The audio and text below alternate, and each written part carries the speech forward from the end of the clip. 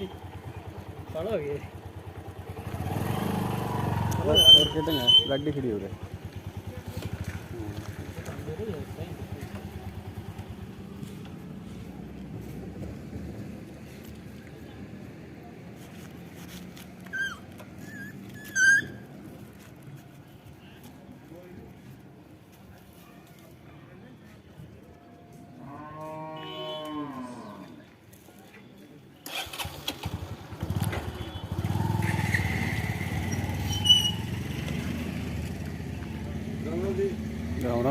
राम सा